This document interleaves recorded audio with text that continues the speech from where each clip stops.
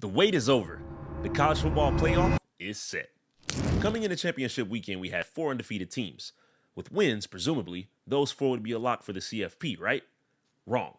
But before we get there, let's review how the weekend shook out. Florida went on to win the ACC. Washington took the Pac-12 by a narrow margin. Michigan, rather boringly, won the Big Ten. But Georgia, the best team in the best conference, wire to wire, suffered defeat at the hands of the almighty Alabama. Now, why does that matter?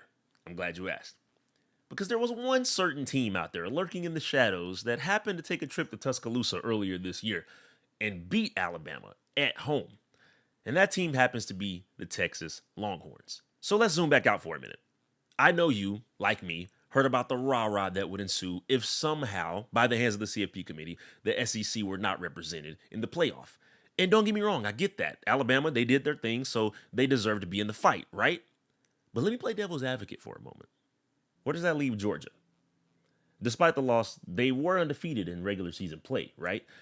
And what about Florida State? We're just going to kick them to the curb because their Heisman level QB got hurt?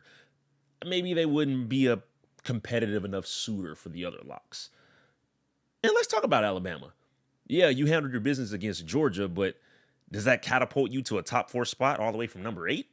Fair or foul, after much analysis, debate, and ado, the college football playoff is set.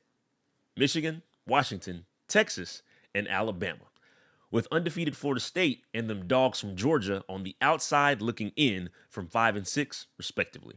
So you tell me, do all 3 undefeated teams truly not belong in the playoff? Does the SEC even deserve a spot? And if so, who should it be? Alabama and Georgia? And last but not least, I want to know if you are as excited as I am about this new format.